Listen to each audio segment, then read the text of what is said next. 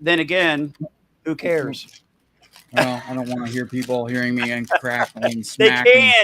can. We're live, dude. Hey, let's start the show, folks. We got to do it right. So let me come over All right. here. Let me do all this. Let me do all that. And three, two, one. This, that, and the other thing.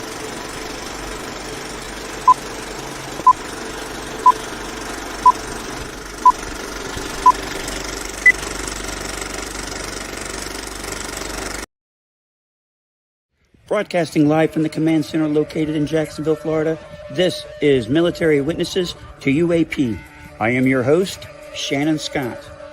And backed by popular demand, located deep in the Missouri woods, my right-hand man, Rob Heatherly.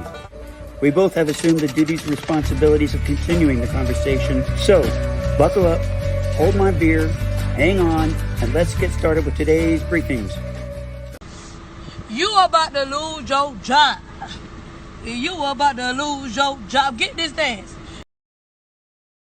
I lose my job today because I started the show without, doing it properly. I was just so happy to start it that I totally forgot to do stuff. So everybody can hear me. You can Imagine hear me, that. Rob. I Yes, know, right? sir. And people are like, Lose your "Hey, job. you."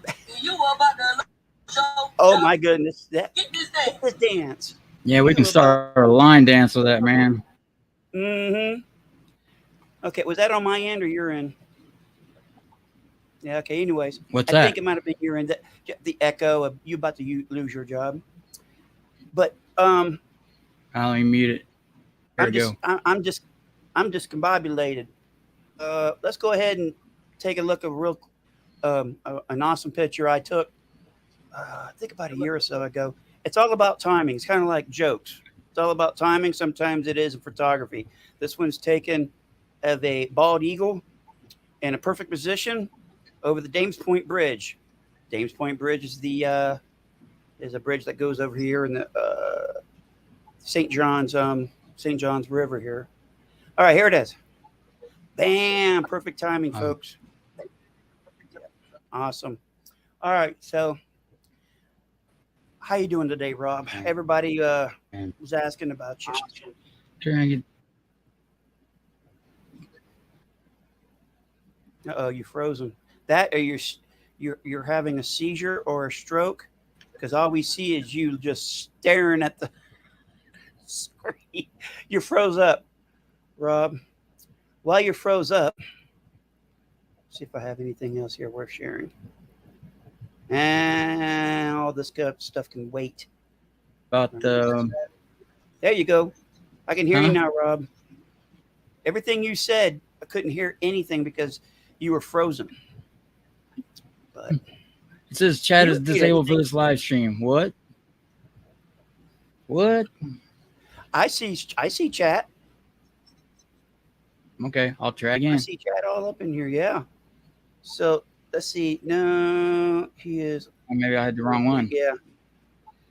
Okay. Swanson P says Navy's clamping down. You know anything about that? Acting like the Air No, I Force. don't. Hey, send us an Well, article or something. yeah. Um,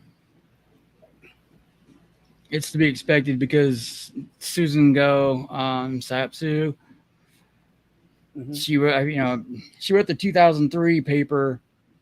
That's what she did in the military. She was psyops. Um, then she worked for a company from 2006 to 2010 that advised the government and the military on public relations and communication intelligence on how to manipulate people to elicit the response that you desire. Nothing about the truth, but I found a 2010 article by her when she was working for the State Department that talked about how to influence foreign markets and domestic population of us, the public, but it's against the law to do a psyop against the American public by the American government or military. But in her article, she has a graph that she says it's like an orchestra, and it states how to leverage all military assets towards this end, something to that nature, which in that little orchestra chart, it's got the American public in there. So I dare say that's a big no-no, to be indicating that military assets and PSYOP will be utilized to help influence the American public. Um, and another big shocker, Greenstreet worked for a year for the State Department at the same time in 2010, and on a project, America.gov, that was filming foreign films to help influence the foreign nations. And it got around to Rumsfeld at the time that they were worried that they were going to be let out in foreign market media, but then they'd be pushed back into the American media and taken as fact when they weren't. So they canceled the project. Big shocker. But yeah, that smells a little fishy to me that he worked for the State Department when she was in charge of those projects. And I'm sure, it's a big department, but that was her forte, and the program he worked in was directly under her authority.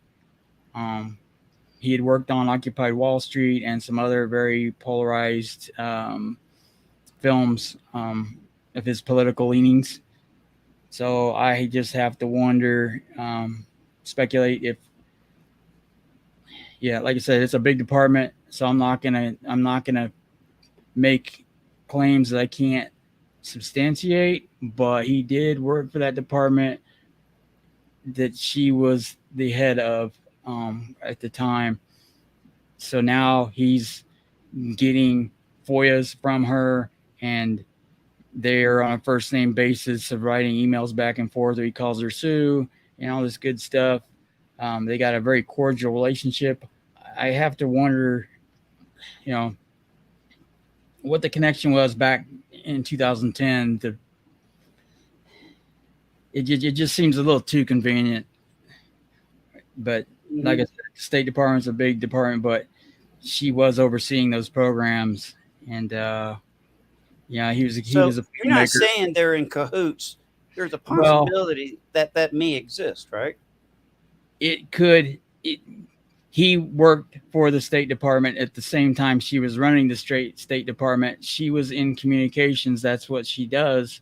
And she wrote, lest everyone forget, in 2003 that you cannot separate public affairs from PSYOPs. It can't be done because you have to paint the narrative you want people to accept. It doesn't say anything in there about truth. It just says that you want to control the narrative, and by any means possible. And I've read her notes, and part of it was, and I know, and I'll have to, when I'm better prepared, go over this. But she even talked about how to get into and infiltrate their ranks of your opposition to best influence from within, as well as another component of trying to control the narrative. So I have to wonder, and it's a given that there's going to be people like Richard Doty says going to conventions that are representing the government, that are there to monitor and things, and that's perfectly fine. If somebody's stepping outside the law, then they get what's coming to them. But it's another thing to be running a PSYOP on the American people. That's a no-no. Ethics, laws. We still do. Believe it or not, we still do adhere to the Constitution, despite what our illustrious president said lately. To the negative of that, conservatives very much so adhere to the Constitution, and a lot of us swore an oath to protect that, with our life if necessary. And Absolutely. People like you and I, that was a lifetime commitment. And it's not just a piece of paper and an oath we swore. It was, it's a matter of character that was already precipitating that kind of behavior and theos that, it's in our nature anyway. The paper is just a formality, just like the Constitution is a formality to rights that are God-given. It just outlines what they are. It doesn't intrinsically supply those rights or create them. It's just reiterating what natural rights we have endowed to us by our Creator. So, that's not going away. But yeah, I just have to wonder with PsyOp Sue taking control of all the FOIA and any information that comes in of FOIA requests, DOD wide, has to go across her desk because she wants to paint a unified narrative. And I think I saw some copies of some FOIA released documents just in the last few days that have been released on Twitter and things, to where she has been corresponding with the Department of the Navy, public affairs officers and things, saying that we have to stay on the same page with what we're putting out to the public. So all information has to flow through me when it's related to anything on the topic of UAPs, UFOs, drones, Lou Elizondo, her. Mm-hmm. So how would you send out a FOIA trying to find out if there was a connection when it gets all filtered to her desk? Seems like a conflict of interest to me, but if somebody has some ideas on how to FOIA that stuff in a benign way that might kind of bear good fruit if it's there, it's worth looking. That's all I would say. It's worth looking. It's something that needs to be looked at because it's just too convenient that he worked in that department when she ran it to control the narrative. And here we are again, her trying to control the narrative and him, having such a cordial relationship with her, like Greenwald, who gets emailed when there's a new press release. I don't get press releases from her. And I'm not saying Greenwald is doing anything unethical with her. I don't think so. It's just that, like when the new unpronounceable UFO office was established and the memo went out last December, Greenwald was on the mailing list for that email. She's controlling the narrative. She was getting it out to people that would portray it in a way that she felt would be beneficial to her cause, or she wouldn't have done that. So you have to wonder, I think at minimum, Rob, minimally, it's suspicious, dude. Yes, it's suspicious. Minimally, it's a coincidence and minimum suspicion, but worst case scenario, they're in cahoots. Yeah, and I don't know if it would even matter if it were proven that they had any knowledge. If she had any knowledge that he worked under her during, in 2010 for that year that he was there. If it would have any bearing or legality or ethics violations, I don't know. Maybe not. But it does. What we do know is that it's well established. She intends to try and control the narrative and push us back in the bottle as best that she possibly can. Just like when she couldn't, she didn't want to release any information. So back in the beginning of the year, when she was forced to release information, what did she do? She flooded the market to the sun with 1,600 documents of FOIA release. And what did they do? They went for the most unprovable aspects first that would create the most controversy and draw the most negative attention to the topic, with alien pregnancies and abductions and things. And I'm not saying that those don't take place, because I think that they do. But the evidence, there's a lot more evidence to support the nuts and bolts aspect, and people more reasonably to believe that aspect of it first, to introduce them to this topic. You would, if you wanted people to buy into this and believe it as a true narrative, you would start with the most basic and believable facts first and then move forward. And that's what I've always contended, is that experiencers are on the caboose of this train. They're unhitchable. They're all connected. And as it flows forward and we're able to get academics and politicians and the like on board to even board that train, we've got to go with what's reasonable and not gonna send them away screaming with their hair on fire first. Right. Because we want them to be acknowledging that there's something here that needs to be investigated. Starting with the caboose on that would completely push them away, was the intent of Susan when she released that to the Sun. of starting out with alien pregnancies and things, it completely caused people to switch off from it. Oh, this is just more woo stuff, and there's nothing to believe here, and it's just more bullshit. We're just gonna forget about it. And anything that was out in that news cycle at the time trying to build legitimacy on this topic was dismissed. I think right around the hearings, actually. So there again, they're trying to control the narrative any way they can manipulate it. That's what she does. And, that's why she's been promoted. So, she's just not sitting there as a secretary at a desk scratching her head. She's literally wrote the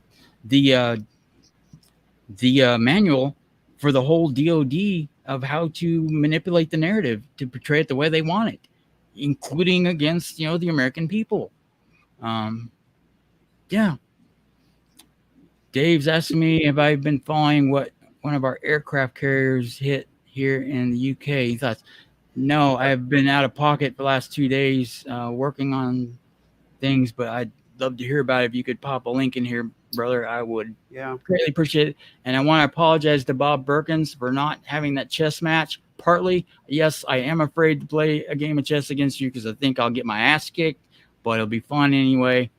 So I've had a really busy few days, but I will do that and take my lumps and have fun doing it. I promise you. It will happen very soon. So my apologies. I'll get on that. Well, I just missed a little accident on the ship that I was on, and my ship rear-ended the USS Roosevelt. Oh. I kid you not. Oh. I think they're doing, they call it lifeguard duty. It's basically they hang back when the aircraft carrier is doing flight operations. And apparently it was dark, and some people say, hey, we're getting really close to that ship. Conning officer deck apparently weren't paying attention, and they ran the USS Lady Golf into the back of the Roosevelt. And I just got off that ship to go to shore duty like a week before. The whole forecastle, the bow of the ship, the forecastle area, it was just like this, man. It was just plowed up. That was crazy. So if you hear anything about that, Rob, let me know. I'd be interesting. Accidents happen. My ship was almost rear-ended by a Canadian ship, the USS Doyle. We were doing bull tops. It was a NATO thing, and we had a bunch of different nations out there with us. Obviously, Canada. We're in some fog, and this Canadian ship just about ran right back into us, but he did a hard port turn and a hard right turn, and he just did miss us. So near miss. All right, see what else is going on out there. Oh, the reason I'm in my bedroom this evening is because I'm on restriction. No, let me tell you what really happened. My wife is watching football, so she's a big Bills fan. So apparently the Bills are playing, and as soon as the game is over, or if she gets too tired, she's going to be wanting to come in here.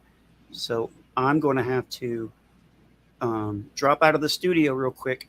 Rob's going to have to carry the show. What? I know. You'll have to carry the show until I sat up in the back in my chair in the living room. Oh, man, my back is killing me already, man. You're just...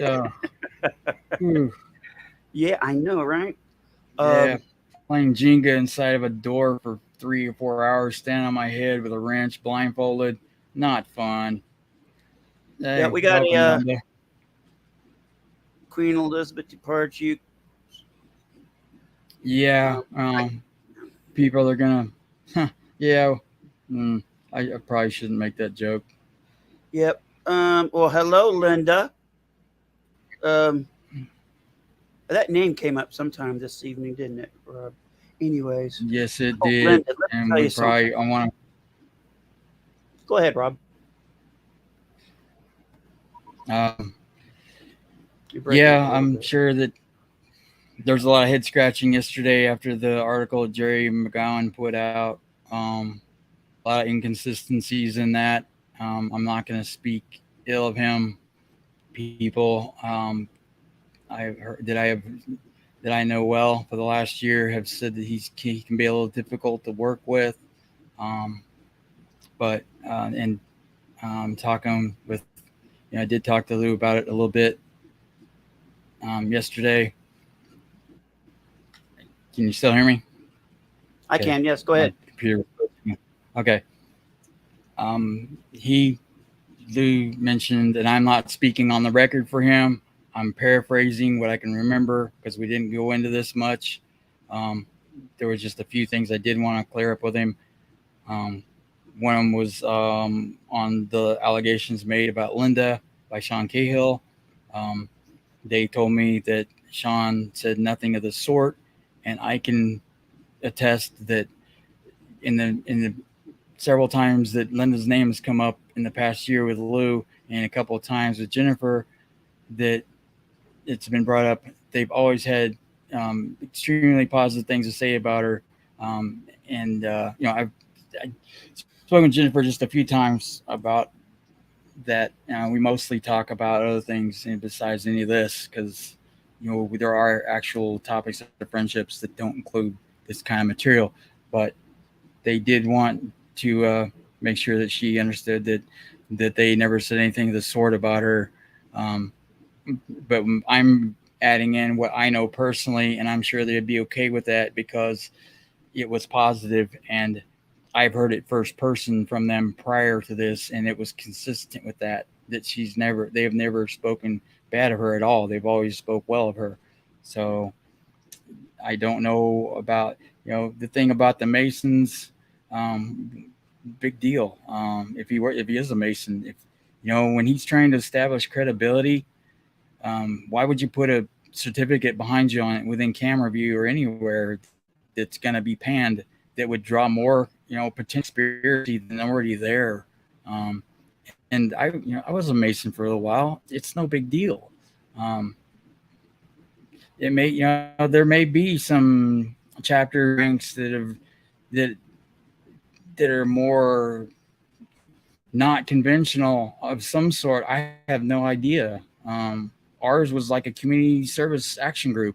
A bunch of good old boys like to get together, drink beer, ride trikes, and do community service, work charities. Some good people. I just didn't like getting sent out picking up trash on the roadsides. It's not what I joined for. So, my local lodge was a little bit of a, trying to establish rank and file, and I wasn't interested in that. So I had other things I needed to do, like raise a family. So I, kept my priorities straight at the time. So that was a very long time ago. So there's no big deal with being a Mason for the most part. That they do good works for people. And yeah, the rest of the stuff in there, I don't speak for Lou on this. I'm just saying, anytime we have controversial material that goes against the norms in any topic, that if there's established credibility and fact in a narrative, if something is introduced that is opposite to that, we want to be careful what we accept without any evidence or corroboration from other people to legitimize that as an alternative to consider.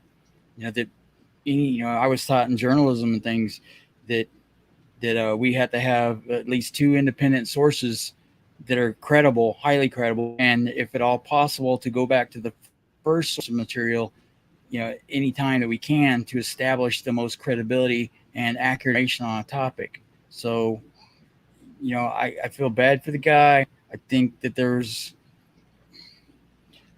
I don't know what motivated him to write what he did, but it's not consistent with the narrative that has been proven and corroborated by a lot of people with a lot of established track record of being accurate in their information.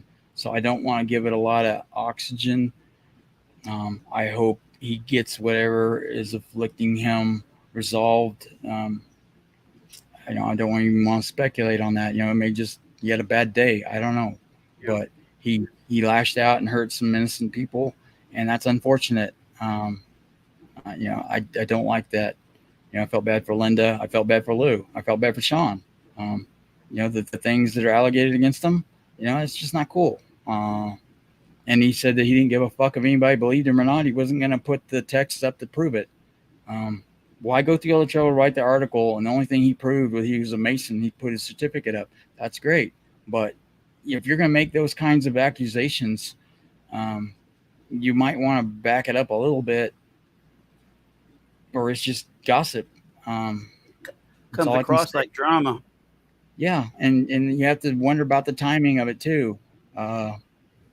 It just seems like a pile on of wanting attention, that you had, another person that had unrealistic expectations of somebody that they thought that they could elevate themselves through, when for whatever reason, it didn't work out for them, that they became bitter and lashed out. It's unfortunate. It really is. I feel bad for all parties involved, but when someone hurts innocent parties, that's where my sympathy kind of trails off for that person. You start hurting people, that kind of changes things. So that's where my sympathy stops, because I do feel that it's unfortunate for him, but I don't like him hurting other people, that especially innocent people, with these kinds of accusations. It was very callous of him to do. That doesn't speak well for him. So I just really don't want to give it more oxygen than that. But I did want to let people know my personal interaction on speaking with Lou and Jennifer in the affirmative for Linda in that regard, because that was just uncalled for and cruel, and wanted to make sure that people that do listen to us understood that that was not accurate at all. I've never spoke with Sean Cahill directly, even though I interviewed him. We really didn't. There was not a lot of dialogue between us. We had other things to talk about. So, good guy, don't know him. So, but it's been consistent with what I've observed from him too, that they've always had good things to say about her, and that I don't agree with it, with the implications of the article. It doesn't fit the corroborated evidence and narratives given by other people that do have established credibility and authenticity, that has a proven track record. So it's going to take more than that to sway my mind to think that there's anything credible woven into that. So yeah, other than he proved he was a Mason, that was all that I came away with from that. That's it. So right. So big shout out to Linda.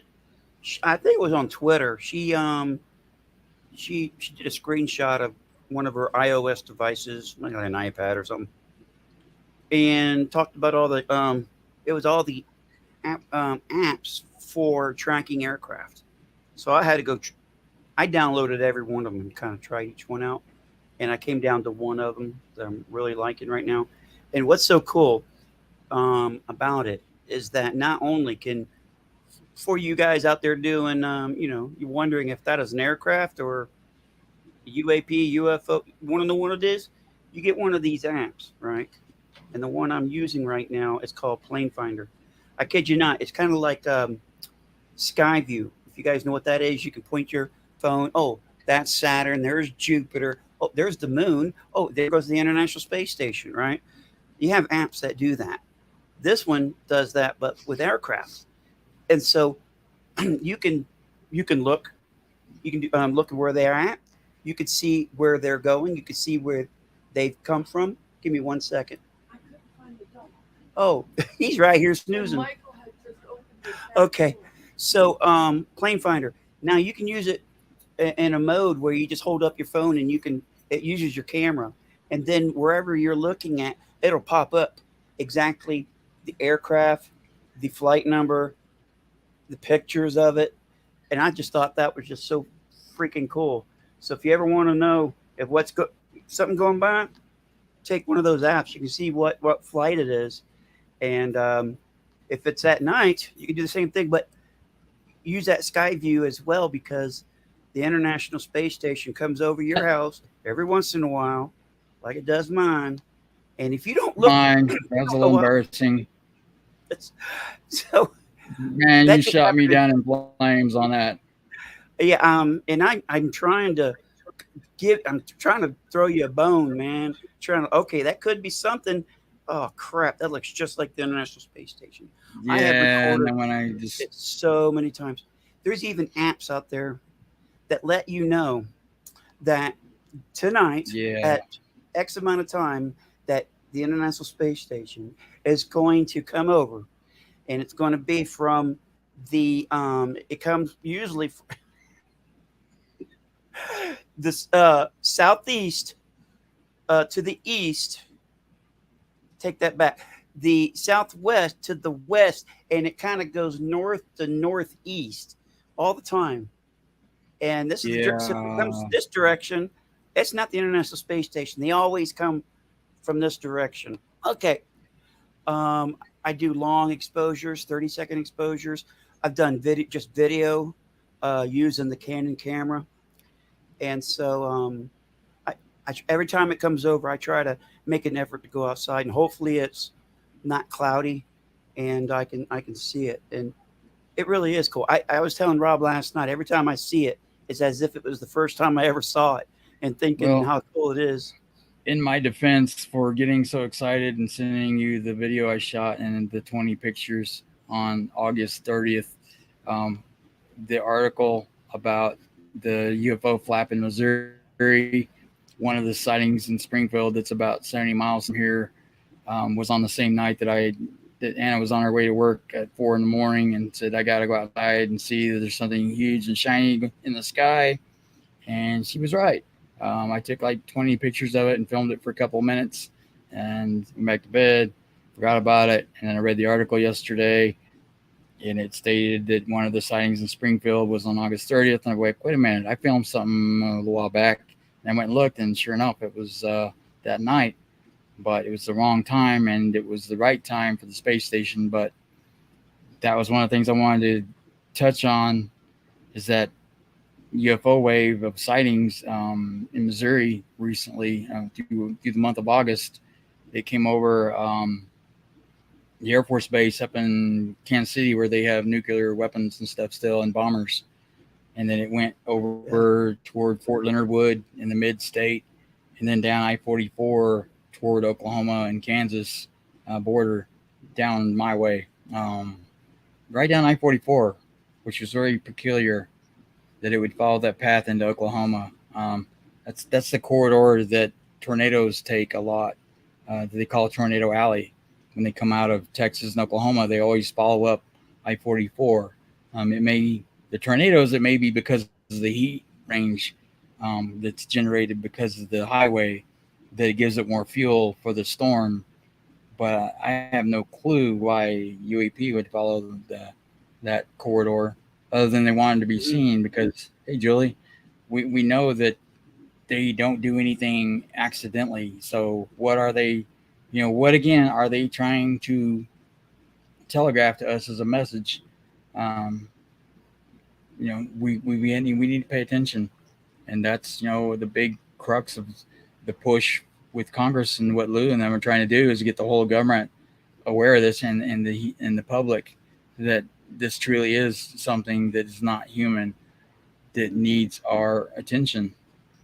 So it's kind of spooky that the one that they saw in Missouri was like a quarter mile in length and was a half circle with a pyramid shape on top of it with two side windows.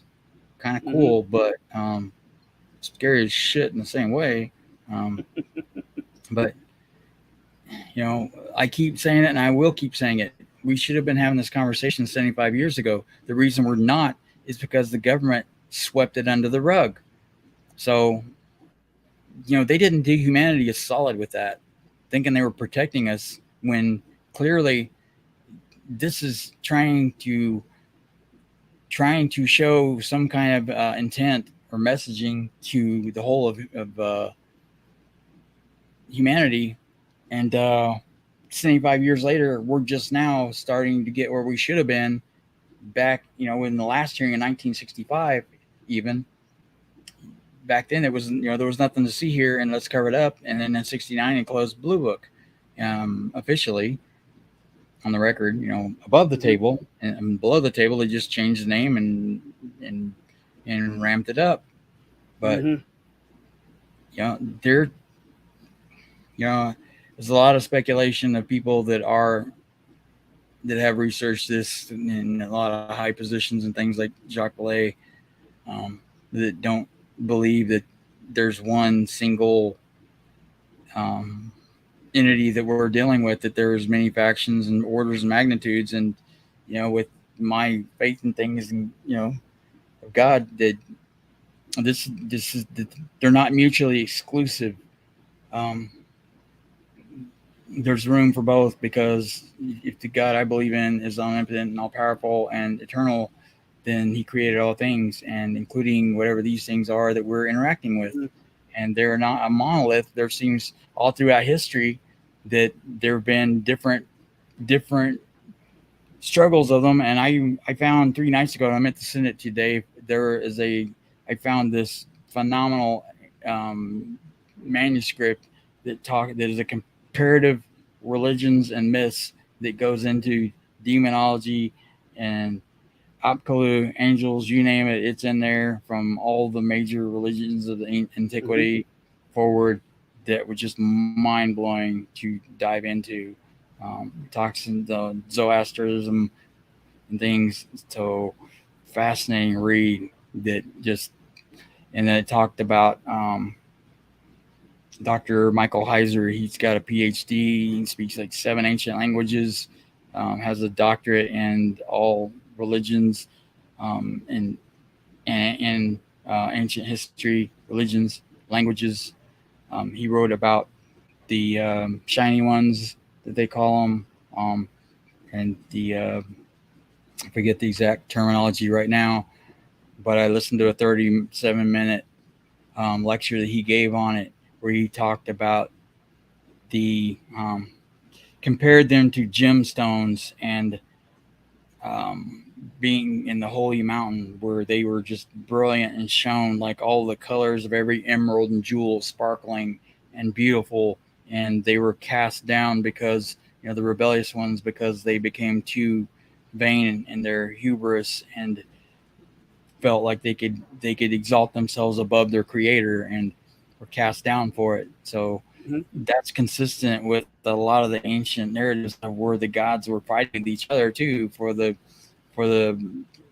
fate of humanity, of how to move forward with them in different ages and different I hate to use the word tactics, but different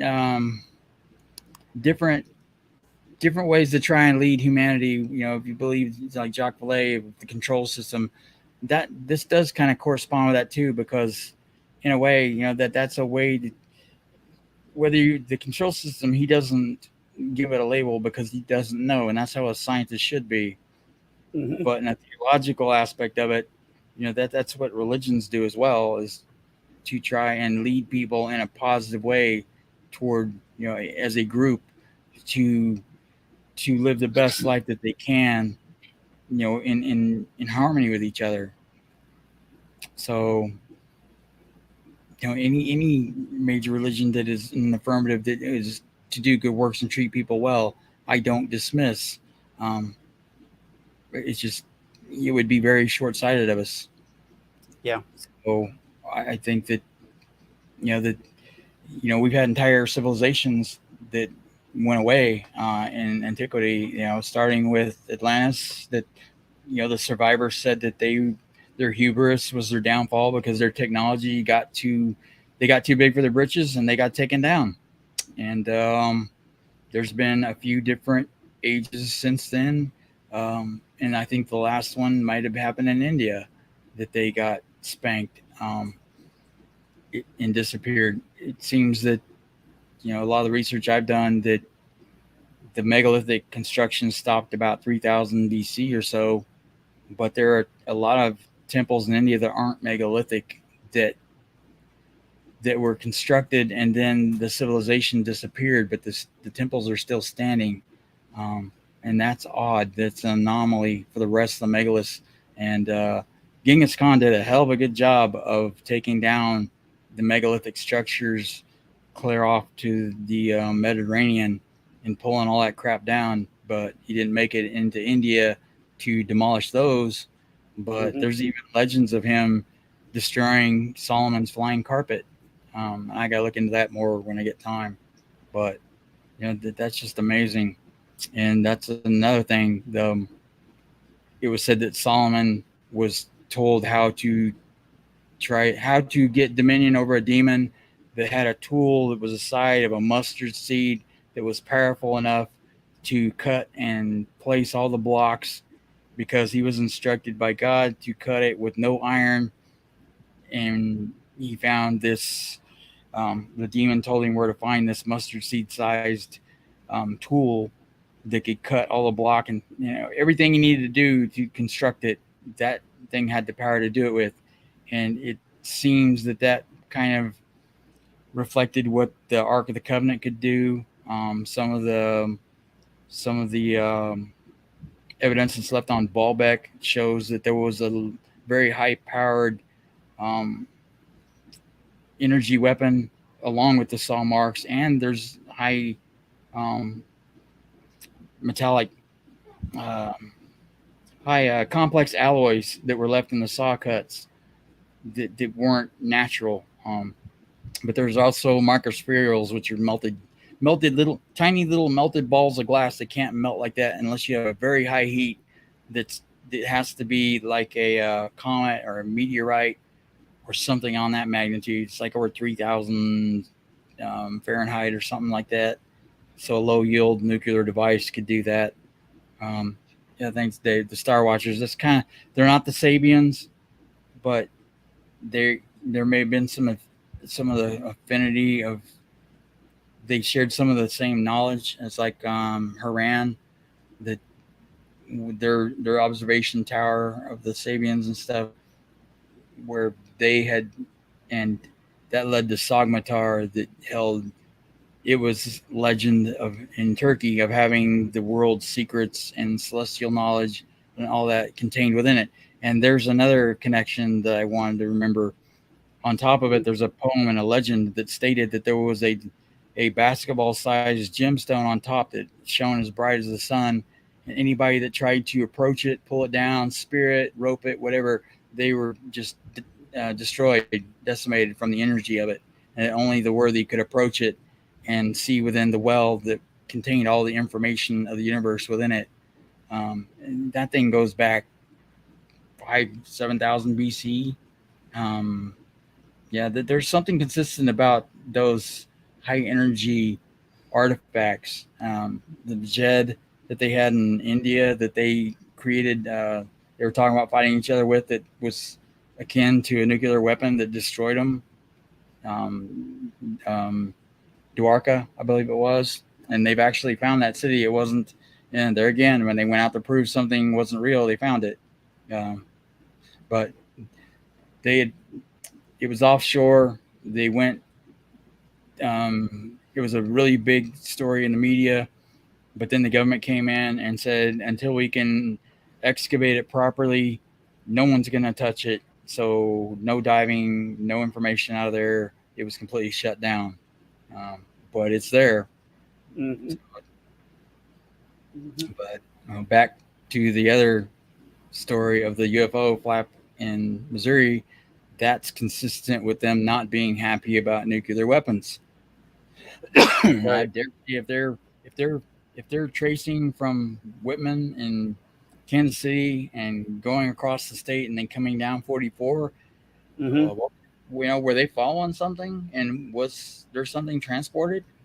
I wouldn't think that they would transport by truck. That they would probably fly it to one place or another if they were going to move nuclear assets of some type.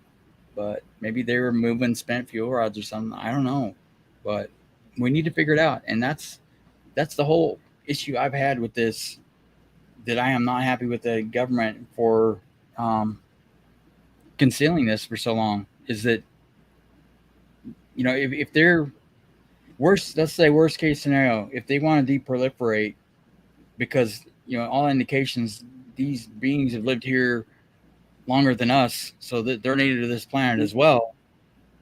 They're, if you understand what free will is, to where you're not going to take that away from people, and you don't want them interfering this time with the evolution of how human society plays out after we were nearly decimated again, because it's with humans, it's about every 3,000 years that the Earth gets hit with some kind of a semi-hemispherical or complete global catastrophe that puts humans back to the brink of extinction on average of every 2 to 3,000 years. This has gone on for almost 200,000 years now, but this last 5,000 years is the longest run that humans have had, that unabated, to where they haven't been nearly decimated, to allow us to evolve technologically as we have, that we know of in human history. So yeah, Eli, a mustard seed tool. It was the size of a mustard seed. It was so small that, it was just almost non-existent. It was that tiny. And it talks about how he was given a ring that was able to take control of a demon and force him to tell him where it was at, and then he was able to cast sigils and spells over them and force them to build the Temple Mount. There's actually more cut block in the original Temple Mount construction than in the Great Pyramid. It was the largest megalith ever built on the planet on its construction. So I'm still researching that. But that'd be interesting to see. That's just mind-boggling. I've never been there to see the pyramids, but I'm sure they're amazing. The amount of block and engineering that went into just laying the foundations underneath the Temple Mount for all the aqueducts and things. Right. The Levant area that's in is extremely dry, desert region, and there's very little fresh water. But it has a wellspring underneath it that they don't know where it originates from, that gives it continual fresh water that flows through there. And there's been some very hilarious tales in recent years of a drought, and the Muslims were the pools in the Temple Mount kept filling up, even though nothing else, there was no water anywhere else to be had. And they were freaking out, feeling like the prophecy may be coming true, and they wanted to prevent it. That's why they built the Dome of the Rock on the Temple Mount and closed the Western Gate. They wanted to try and stop the Christian prophecy from being fulfilled. So they built these things, and they got a little nervous when the pools kept putting forth water, so they tried to pump them dry, and they ended up inadvertently supplying a whole bunch of water to the region instead, because it wouldn't stop filling up. They couldn't stop the water from flowing. It was incredible. It was pretty funny, but there was an engineering that I just learned 3 nights ago, to where the Ark of the Covenant, there were 2 giant brass pillars built there 500 years before it got sacked, they said when they were given instructions for the second temple to construct these giant brass pillars, and it had a level. They were hollow, and they were filled with sand, and they were a cantilever, and there was a place in the Holy of Holies that was like 5 foot square where they could set the Ark of the Covenant, because God knew that it would be ransacked someday. And he instructed them to build this to where when it was invaded, they could set it on that block. They could strike the pillars. The sand would run out, and the cantilever, one would drop down when one pillar was struck. You set the Ark of the Covenant on it, and it draws it down on this platform. And you hit the other pillar, and then the platform rises back up into the floor, and you can't tell that it was ever there. And then it went to an underground tunnel that they say they snuck it out with. So that square is there, and they have a little there's this little structure built over it on the Temple Mount that's still there. I never heard about that engineering before, but that was insane engineering, and the amount of effort that would have went into building that is incredible. I think we can show the video of it. I don't think it's protected anymore with copyright, but Right. I just the engineering of it, the amount of engineering that went into laying the foundations of the waterworks and the wells and all that beneath it was more engineering than most megalithic sites in existence, just to lay the foundations below it. There are I think 55 courses below ground still, below the western wall, that aren't visible. So it was like 75 courses, and I think the bottom one was like 32 feet across, thick. So yeah, it's just mind blowing. The engineering went into that, and Baalbek, especially, the two bloodiest places on the planet, in Right. human history. And to this day. Yeah, and it's still got over and bloody, and yeah, things That's people that do in crazy. the name of God, right? Yeah. But I just, we need to remember, those that don't pay attention to history are doomed to repeat it. Yeah. Humanity's been wiped out before, and I don't like, it makes me nervous when you have revelations that says when humans get too advanced and, with their warfare, and that they have to come back for the second coming before humans destroy themselves. We're on that cusp of being able to annihilate ourselves. It could happen we could kick off another nuclear war that would just sanitize the planet. And I just don't see that they would allow us to destroy their home too. That just doesn't sound reasonable to me.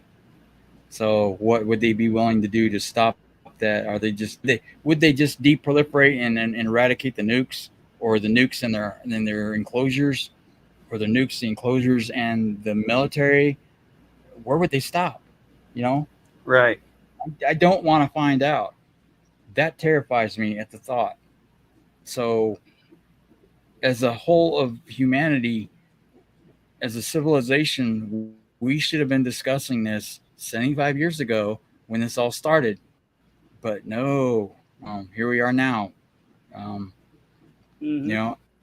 hope it's not too late, for humanity to course correct. We're not going to deproliferate as a species on our own. It's going to take outside intervention to get us to throw on their brace, because no country is going to give up their nukes willingly.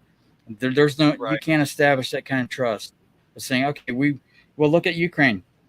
They had nuclear warheads when the Soviet Union collapsed, and they signed a treaty stating if they gave up their nuclear warheads, that if they were ever invaded, they would be protected. Well, guess what? That didn't work out for them, did it? So, lest you want to suffer the same fate, you're not going to fall for that trick. So, no, they're not going to. No nation's going to give up their nukes willingly. No. I couldn't blame them. Rob, what's the answer to nuclear disassembling? Everybody giving up the nukes. What's the answer to the question of how do we get this stuff off everyone's what's the word I'm looking for? The ability to nuke each other. How do we get rid of these nuclear weapons? How do we do it? Because we're not going to give them up, because they're not going to give them up, and they're not going to give them up because we won't give it up.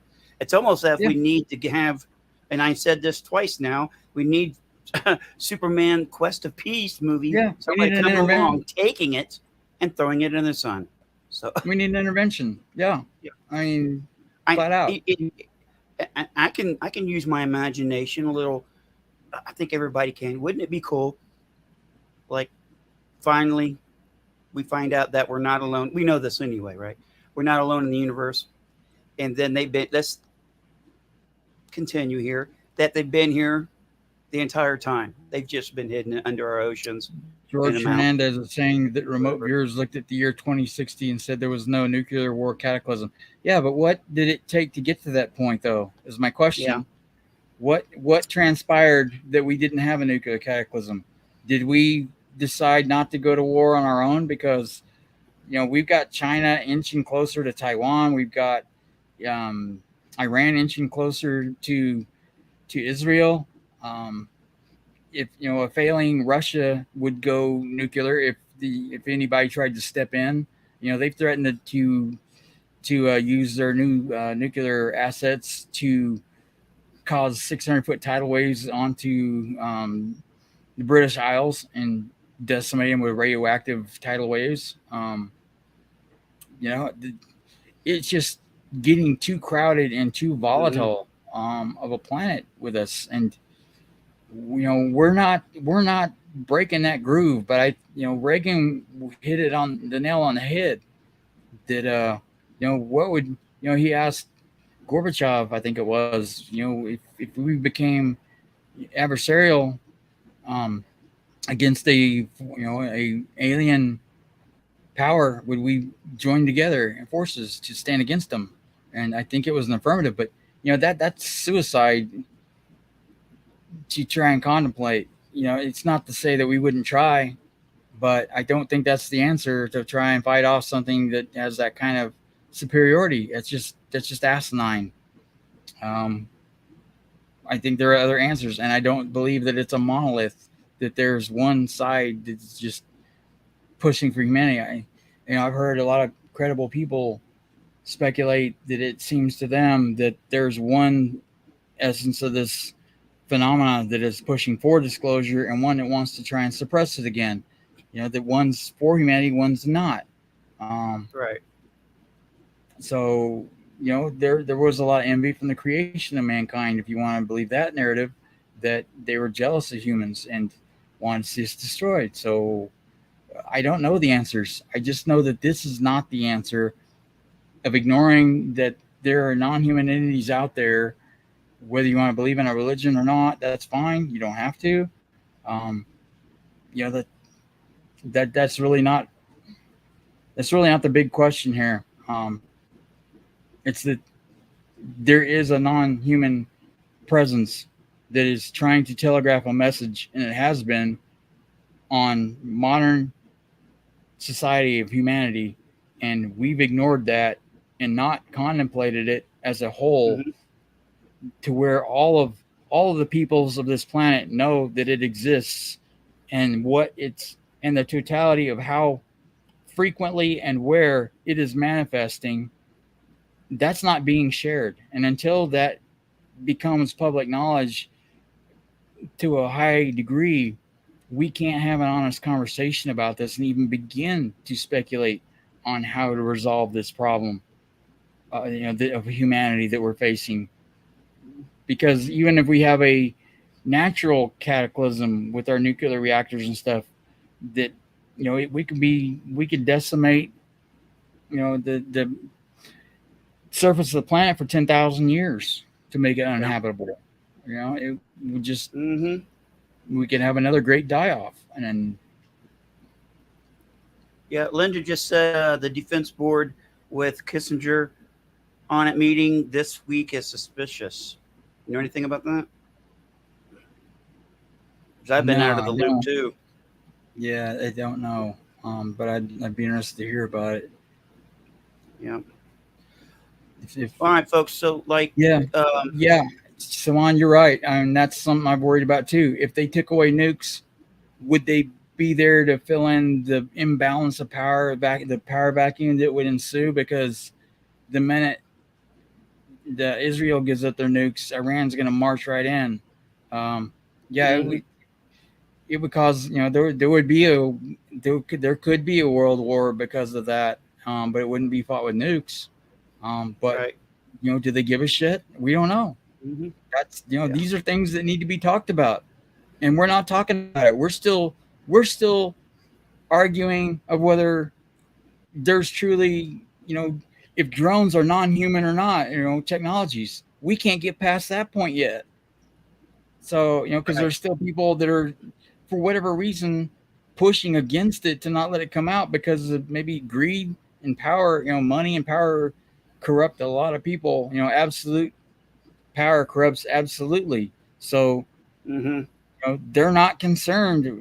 They're hubris. They think they've got enough money that they can survive and ride this out in their nuclear bunkers and let the whole, the majority of humanity die off. They won't be one of them, they think.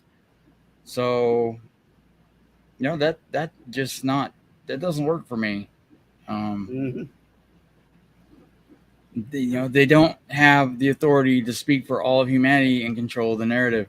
That's not right. And love him or hate him, Lou was the one that knocked hands at the Pentagon, like the other programs before him, and say nothing to see here. He was the first one to scream fire in theater that was on fire, and no one's come to put it out yet. So give the guy a break, and and you don't have to like Lou, and he's not shouting disclosure in a vacuum by himself. He has a lot of intelligent, credible people backing him up with facts and data that do paint a very compelling narrative that this is true. And if they can get Congress behind them and things with helping the people push them more and show that they are willing to be responsible with this and that they are interested in having this conversation, it would help move the narrative forward with Congress and them to be more open and comprehensive of what they share with the American people. Right. They're not going to tell us everything, but they could tell us a lot more. But they have to be told first what's up before they can tell us. So that's how that process works. Yep. Why would they ever want to release themselves to us? They have before, Esmeralda. They've done it many times throughout ancient history. They used to live among humanity in different times and set themselves up as little g gods that had, that they were demigods, and some lived for hundreds and thousands of years even. That they're, some of them, if you go back to the Sumerian and Anunnaki and tales and things of that, they did have, and all the Nordic and Roman pantheons and stuff, those weren't just complete. There had to be some facts to back all that mythology up at some point. They did live among humanity at different times, and they may be an earlier iteration of humans. We don't know. There are a lot of statuary and evidence, and Dave could tell you guys in a heartbeat, Uchronia Utopia. He was one of the, when they brought me in a few years ago to join their team, and I'm still eternally grateful and part of their team of investigating what they call alternative ancient history. These guys, they have a wealth of knowledge, that is not, their depth of knowledge is not second to anybody on the planet. They're a phenomenal team. Him, Andrew, and Phil, and those guys. I owe them an eternal debt of knowledge that they brought me in and taught me a hell of a lot about what's going on and what has gone on this planet. So yeah, they have communicated with us many times in the past, many different types and magnitudes, and everything from right now of very subtle interaction to overt in your face. You're going to go out and into the fields and brew my beer and grow my crops. And they brought their meals and their drink to them every day in the temples. They lived there. They dwelled there. And the humans were subjugated to them in these places. So, yeah, that was real. Yeah. So, yeah, they've interacted with us before, Like I said, there's many, it appears from the evidence of ancient history, there are many different types and orders of magnitude. So from mild to wild, and some did appear to be anthropomorphic human type of beings. So don't know. But there's compelling evidence there that they talked to this before. So yeah, I mean, it's not just in the Old Testament; it's in the Vedics and all that too. That there were a lot of them that have a narrative that lesser gods rebelled against the chief god, and they came down to earth and set themselves up, as the gods. And it's even in the Anunnaki tales. They don't, Zechariah Stitchin played fast and loose with the facts. They didn't. The Anunnaki were those from the sky who came, the Apkallu. They came from the sky. That's all we know, is they were attributed to that. The same way with the Watchers, and with the India pantheon and stuff. They didn't attest to being the creator god of all. They said they were little g gods. They didn't create the god, but they claimed to be gods, lesser gods themselves, and set up their temples and said, worship us. But then they had wars among other gods that didn't agree with them, and then all hell broke loose. We called, you're right, Julie. What we perceive as godlike powers, they'll fall down, that they would worship whether they were or not. One of the remote viewing sessions that I read not too long ago, it was declassified by the CIA, talked about where they were viewing a group of foreign people with an experiment that opened up a portal inside of a building that was this real high energy, but it was so overwhelming, they were compelled to fall down and worship in front of it at the sight of what they saw. I mean, it's like it's imprinted into their subconscious. So Anunnaki, they're probably like the Apkallu and the fallen angels, the Watchers, that were sent, and given a task to do, and then they failed at that. They rebelled.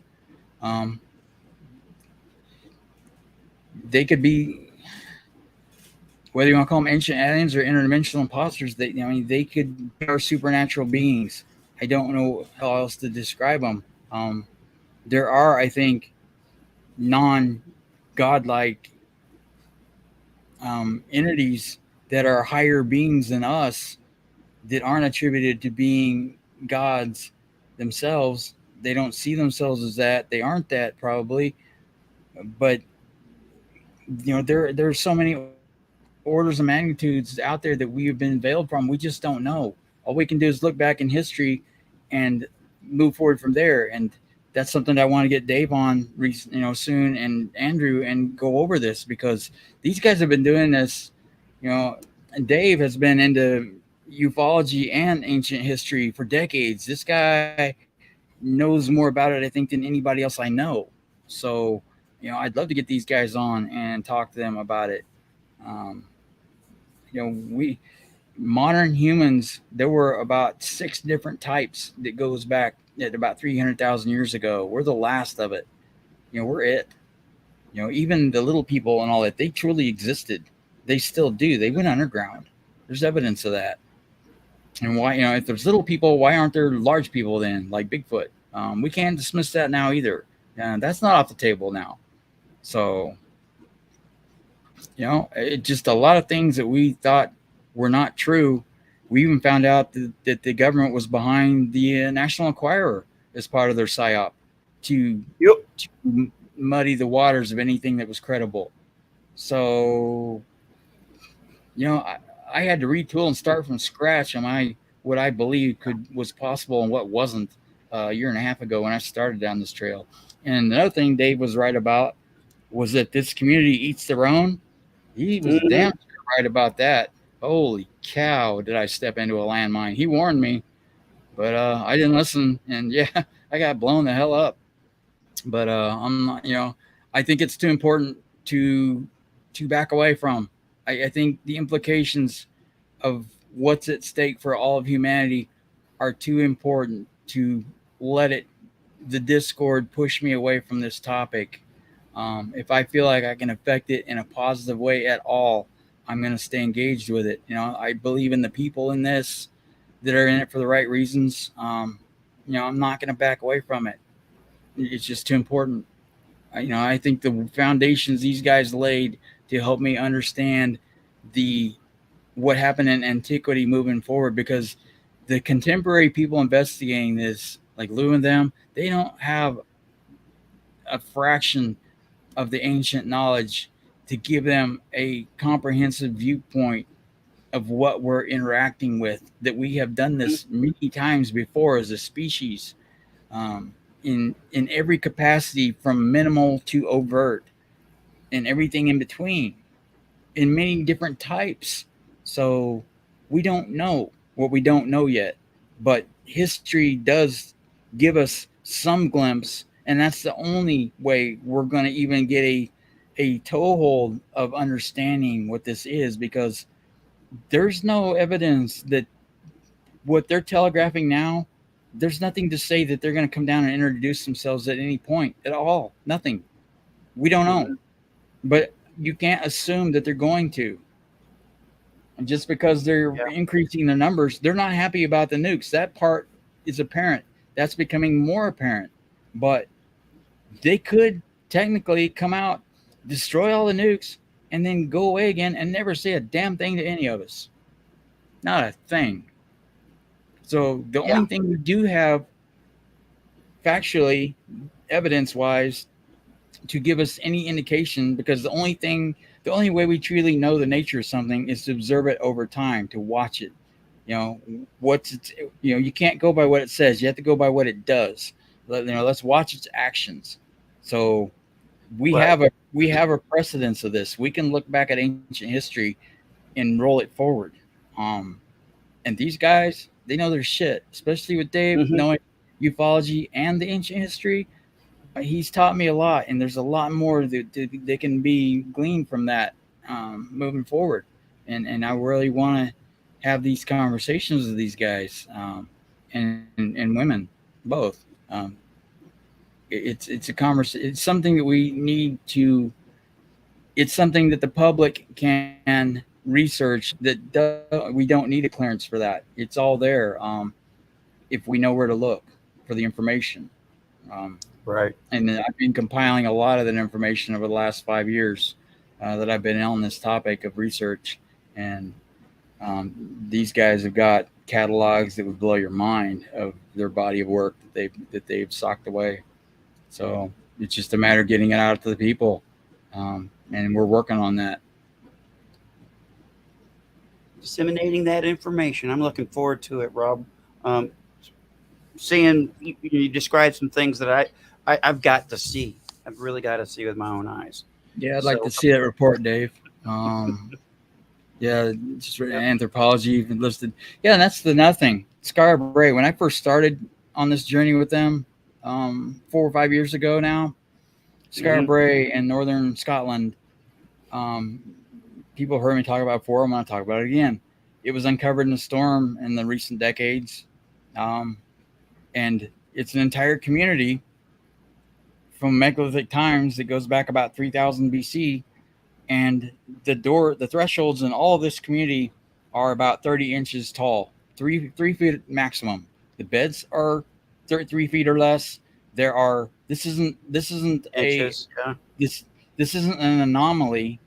This was the standard, because this isn't a one-off. There are communities like this that are in Sardinia, that are in Azores. They're all over Europe and in the Middle East and things, in Russia, and the mines where they talk about the dwarves. There are mines that they say children work because they're only like 30 inches tall.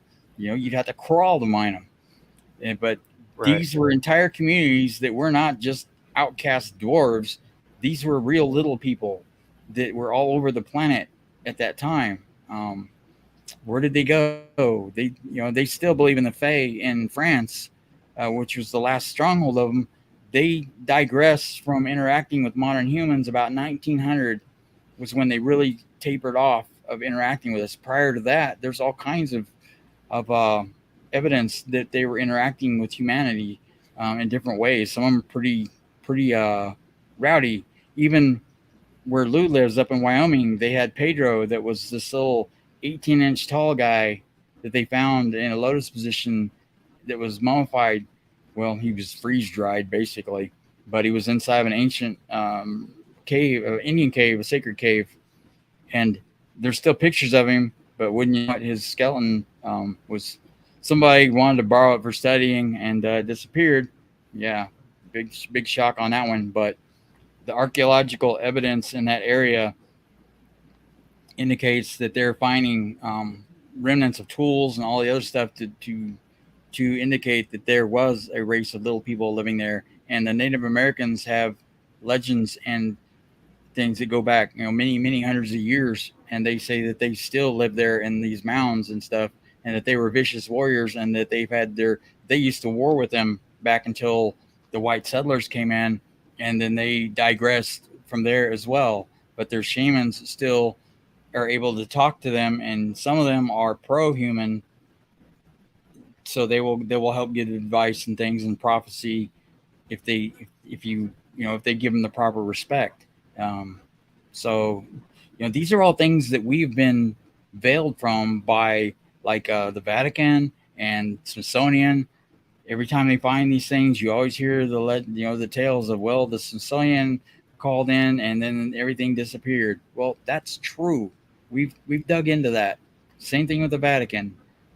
They think that they're protecting us, but they're not. We're not kids, and the fate of all of us is in the balance, and we need to have a conversation as the whole of our civilization, or at least give them the opportunity for whoever wants. We need to educate the people that are willing to listen, that want to be involved, give them the opportunity to have knowledge of this, and then try and figure it the fuck out, put it bluntly. Because the way we're going, we're not going to survive this intact, folks. Human civilizations in the past that hit this tipping point, they're not here anymore. We don't know where they went. They're not here anymore. That's all I can say. They're gone. Take it for what you will. You don't have to believe in religions to understand that they were taken off the face of the planet. That's all we know. There's a lot of indications that don't give any indication of why they disappeared. They just did. Right.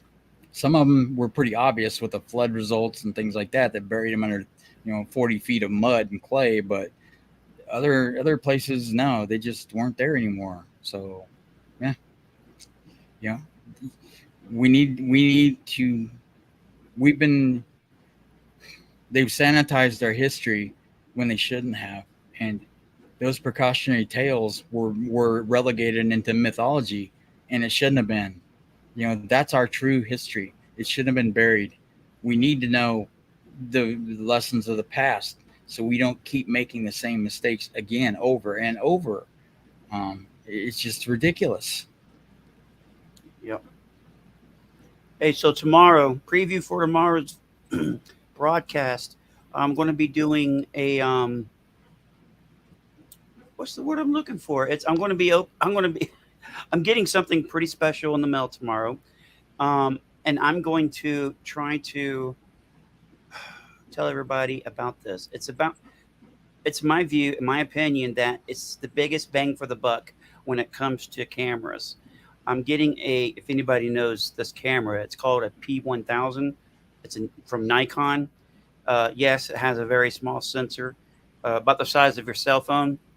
However, it's got the equivalent of 3,000 millimeter lens, and you can see craters on the moon. I mean, it's crazy. In fact, I sent Rob a video that I took from the camera that I used to own, a P1000, and it was Jupiter and its moons.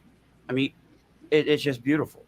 So we're going to be talking about that camera tomorrow, and why I think if anybody's looking for a camera to capture a UFO, UAP, day or night, I'll show you how to do it. You will need a tripod, because if you're trying to take a picture and you're moving around, it's not going to come out right.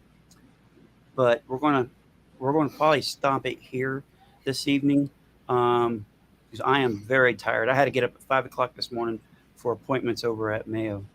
Yeah, Um, the thing about the ferns and the vegetation in the mammoths that wasn't even digested yet when they were flash frozen. I can talk about that another day because I think he and I are both pretty smoked. Um, yeah, so yeah, I'm always looking forward to coming on. Usually I have more energy. Really tired today. yeah, Getting up at I'm hurting. 5, I'm hurting and I pretty went to bad. bed at, I don't know, 4. I've I've I had to mow all day yesterday, and today I had to rebuild my mom's truck. So I'm pushing the pain threshold pretty far. I'm about done. So tomorrow I'm probably going to be focusing on answering messages that I haven't been able to get to for a few days for people. So sorry if I did not respond in the chat. I didn't get a chance to read everybody's comments. But it's not that I'm ignoring anyone. Uh, just Mm-hmm. my vision isn't great on a good day, and I just feel very impassioned to keep harping on this on the topic of nuclear because we're not getting the message, and it's not our fault. Our government spent 75 years to discredit this topic and make all the academics, scientists, politicians, they were taught that there's nothing here. It's all woo. It's all make believe. It's all nonsense. And now all of a sudden, they've grown up this way, for generations, 2, 3 generations. And now they're having to be told that, guess what? We disinformationed the American public when we shouldn't have, and there's something real there after all. That's a pretty hard pill to swallow. Mm-hmm. So it's taken a lot of effort to turn it around, but there's still people nefariously trying to control that narrative and push it back. But they are, like I said, you don't have to like Lou. You don't have to believe him. Believe the message of disclosure of what he's trying to advance. He didn't want to become the poster child for this movement. It's just nobody else would take up that banner and take that risk like he has. He doesn't want to be out in front. If somebody else would take up that torch and run with it, great. Give the guy a break. But do your own research. Look at the evidence. Look at the facts. Look at what's most consistent, and make up your own minds of what you want to believe. Don't take other people's word for it. Don't take mine for it. Do the research.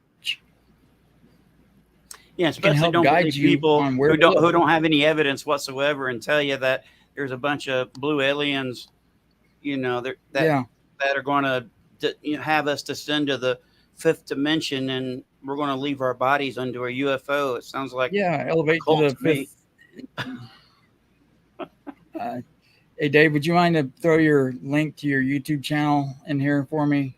If anybody wants to start digging into ancient history, they can go there and look at ancient history criticisms. His website or his YouTube page, they've got a wealth of ancient history in there. I've got mine. I'm going to open back up again where I've got a few folders of videos of ancient Mhm. knowledge of ancient history in there. Few thousand, well, probably tens of thousands actually. But yeah, check out Dave's YouTube page. They're on Twitter, same name. Uchronia, Utopia, Ancient History Criticisms. Wandering Wolf is really rising up the ranks with some excellent videos. I encourage people to find him on Twitter and YouTube and check him out. They're doing some excellent works. Mario Build Reps has some excellent data on how the megaliths align with 3 different North Poles throughout history. It's there. You just need to dig. So we can help point the way. But yeah, we're gonna have to go for the Yeah. day. Hey, I got to get going. Family wants to go to bed. I want to tell All everyone right, man. thank you for watching today. We had like 26 people.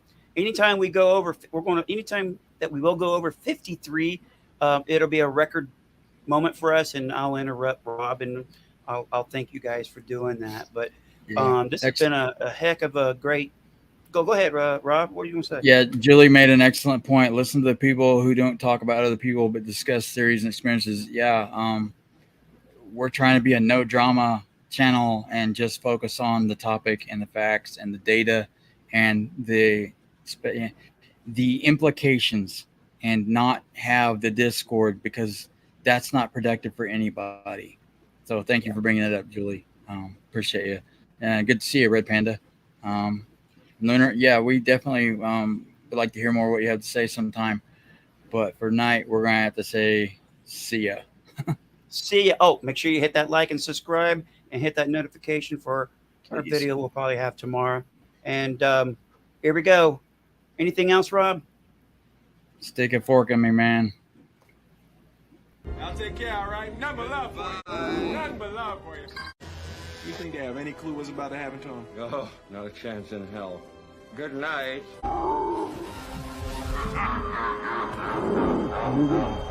Peace!